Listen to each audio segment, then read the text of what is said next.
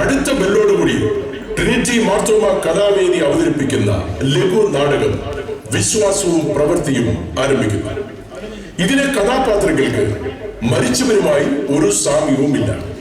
ഇനിയും ജീവിച്ചിരിക്കുന്നവരുമായി ആർക്കെങ്കിലും എന്തെങ്കിലും സാമ്യം തോന്നുന്നുവെങ്കിൽ അത് നിങ്ങളുടെ കയ്യിലിരിപ്പിന്റെ കുഴപ്പമാണ്. കാണുക.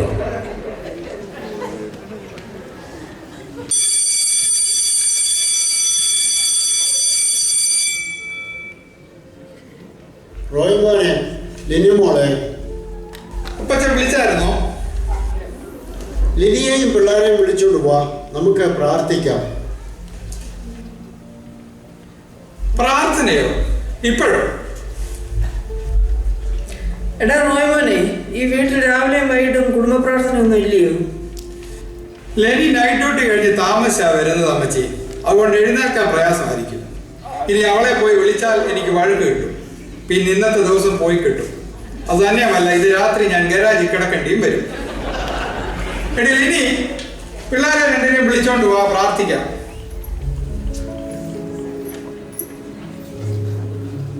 അതിരാവിലെ തിരുസന്നിധി അണയുന്നൊരു സമയേ അതിരാവിനെ സ്തുതിപ്പാൻ കൃപ അരുളുക യേശുപരനെ.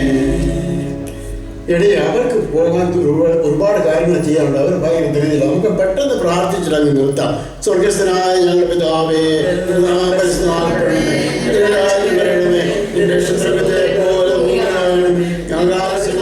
എടാ റോയ് മോനെ, നിന്നെ ഞാൻ ഇങ്ങനെയാണ് വളർത്തിയത്. നമ്മുടെ വീട്ടിൽ രാവിലെയും വൈകിട്ടും കുടുംബ പ്രാർത്ഥന ഇല്ലായിരുന്നു. ഇവിടെ അതൊന്നും നടക്കത്തില്ല അപ്പച്ച. ജോലി തിരക്ക് കാരണം ഓരോരുത്തർ അവരുടെ സമയത്ത് എഴുന്നേൽക്കും, അവരുടെ ആവശ്യത്തിന് ആഹാരം കഴിക്കും. എല്ലാം അവരുടെ സൗകര്യം അനുസരിച്ചാണ്. കുഞ്ഞുങ്ങൾ രണ്ടുപേരും വന്നിട്ട് ഞങ്ങളോടൊന്നും സംസാരിച്ചില്ലല്ലോ. അവരിപ്പോൾ കുഞ്ഞുങ്ങളൊന്നും അല്ലല്ലോ അമ്മച്ചി, വലിയ പിള്ളേരായില്ലേ. അവർക്ക് മലയാളം ശരിക്കും പറയാനും അറിയത്തില്ല. കാപ്പി റോയ് മോനാണോ ഉണ്ടാക്കുന്നത്? റോച്ചന്റെ കയ്യിൽ ഒരു കപ്പ് കാപ്പി കുടിച്ച അന്നത്തെ ദിവസം ആടി പൊളി അപ്പച്ച. ഓ ലെനി, നീ പോയി ബ്രേക്ക്ഫാസ്റ്റ് എന്തെങ്കിലും ഉണ്ടാക്ക. അപ്പച്ച, അമ്മച്ചി, പീനട്ട് ബട്ടർ സാൻഡ്വിച്ച് മതിയല്ലോ അല്ലേ? പീനട്ട് ബട്ടർ സാൻഡ്വിച്ച് അതൊന്നും ഞങ്ങൾക്ക് വേണ്ട. ഇവിടെ അപ്പവും ഇഡലിയും ഒന്നും ഉണ്ടാക്കാറില്ലേ മോളെ? അപ്പം ഇഡലി എനിക്കിതൊന്നും ഉണ്ടാക്കാൻ അറിയില്ല അമ്മച്ചി. അമ്മച്ചി കൊച്ചിലെ പഠിപ്പിച്ചത് കൊണ്ട് റോയിച്ചാണ് ഇതെല്ലാം നല്ല പോലെ ഉണ്ടാക്കാൻ അറിയാം. അമ്മച്ചിയുടെ കൈപുണ്യം അങ്ങനെ തന്നെ കിട്ടിയിട്ടുണ്ട്. പക്ഷേ റോയിച്ചാണ് ഇതൊന്നും ഉണ്ടാക്കാനുള്ള ടൈമില്ല. പിന്നെ ഇതൊക്കെ ഇവിടെ ഉണ്ടാക്കിയാൽ പിള്ളേർ ഞാനിതൊന്നും കഴിക്കില്ല. അതുകൊണ്ട് ഞാനിതൊന്നും മെനക്കെടാറില്ല. റോയിച്ചാ, ഒന്ന് ഇങ്ങോട്ട് വരാമോ? ഓ, നിങ്ങളുടെ ഒരു അമ്മച്ചി ഒരു ഇഡലിയും ദോശയും. ഇവര് നാട്ടിൽ നിന്ന് വരുമെന്ന് കേട്ടപ്പോഴും എനിക്ക് അറിയാമായിരുന്നു ഇതെനിക്കൊരു പാരയായി തീരുമെന്ന്. എനിക്ക് വയ്യ ഇതൊന്നും ഉണ്ടാക്കാൻ. ഓ എന്റെ പൊന്നെ, നീ എന്തെങ്കിലും പോയി ഒന്ന് ഉണ്ടാക്ക.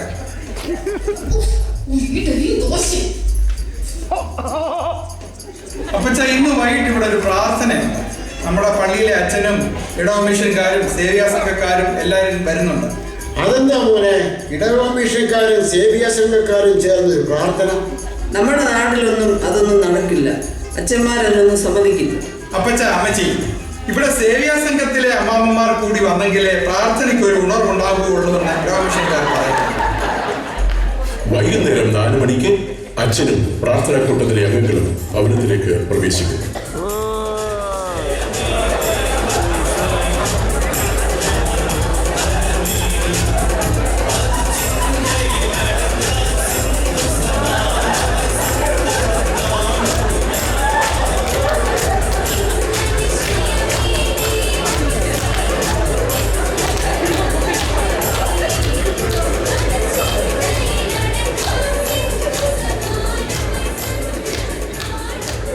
റോയെ, എന്തൊക്കെയുണ്ട് വിശേഷങ്ങൾ? ലിനിയും പിള്ളേരും ഒക്കെ സുഖമായിട്ടിരിക്കുന്നോ? അപ്പച്ചനും അമ്മച്ചിയും നാട്ടിൽ നിന്ന് വന്നിട്ട് എന്തോ പറയുന്നു? എല്ലാരും ഇവിടെ ഉണ്ട് അച്ഛാ, എല്ലാവരും സുഖമായിരിക്കുന്നു. ആഹാ, അപ്പച്ചനും അമ്മച്ചിയും നാട്ടിൽ നിന്ന് എന്ത് പറയുന്നു? നാട് സുഖമായിരിക്കുന്നു. മാരാമൺ കൺവെൻഷന് ഞങ്ങൾ പോയിരുന്നു. ഈ വർഷത്തെ കൺവെൻഷനൊക്കെ വളരെ അനുഗ്രഹമായിരുന്നു അച്ചോ. ലെനിയെ ഒരു ചൂട് കാപ്പി കിട്ടുമോ? നീ പോയി എല്ലാവർക്കും കുടിക്കാൻ എന്തെങ്കിലും എടുക്ക. അച്ഛാ, കൊച്ചമ്മ ഉണ്ടാക്കുന്ന കാപ്പിയുടെ അത്രയൊന്നും കൊള്ളത്തില്ല. കൊച്ചമ്മേടി ഒരു കോഫി അത് കുടിക്കുന്നു കുടിക്കാതിരിക്കുന്നു ഒക്കെ കണക്കാണ്. ഇവിടെ അച്ഛാ. ഡേവിഡ്, ഡയാന, നിങ്ങളിപ്പോ പള്ളിയിലൊന്നും കാണുന്നില്ലല്ലോ. Acha, we have class and part-time job. ലിനിയെ കാപ്പി മാത്രമേ ഉള്ളൂ, കടിയൊന്നും ഇല്ലേ? ഇപ്പൊ ഇത് കുടിക്കങ്ങളെ കളി പുറകെ വരുന്നുണ്ട്. എല്ലാവരും ഉണ്ടല്ലോ. നമുക്കെന്നാ ഒരു പ്രാർത്ഥനയോടുകൂടെ ഇന്നത്തെ പ്രാർത്ഥനയാകും ആരംഭിക്കാം. ദൈവമായ കർത്താവേ, ഞങ്ങൾക്ക് ഒരുമിച്ച് കൂടുവാൻ കിട്ടിയ അവസരത്തിനായിട്ട് സ്തോത്രം. ഞങ്ങൾ പഠിക്കുന്ന വിഷയം ദൈവവചനത്തിനനുസരിച്ച് ജീവിപ്പാൻ അടിയങ്ങളെ ഓരോരുത്തരെയും ബലപ്പെടുത്തണമേ, ശക്തീകരിക്കണമേ. യേശുവിന്റെ നാമത്തിൽ പ്രാർത്ഥന കേൾക്കണമേ. അപ്പൊ ഇന്നത്തെ പ്രാർത്ഥനയോട് ചേർന്ന് നാം പഠിക്കുന്ന വിഷയം വിശ്വാസവും പ്രവൃത്തികളില്ലാത്തതായാൽ സ്വതവേ നിർജീവമാകുന്നു. അപ്പൊ ഇത് എവിടാ പറയുന്നതെന്ന് അറിയാമോ? യാക്കോബ് 2:17. നാട്ടിൽ നിന്ന് വന്നുകൊണ്ട് അപ്പച്ചന് ബൈബിളൊക്കെ അറിയാം. യാക്കോബിന്റെ പുസ്തകം 2-ാം അധ്യായം 17-ാം വാക്യം. ദൈവത്തിലുള്ള വിശ്വാസം എങ്ങനെ നമുക്ക് അറിയുവാൻ കഴിയും? എനിക്ക് നല്ല വിശ്വാസമുണ്ട് അച്ഛാ.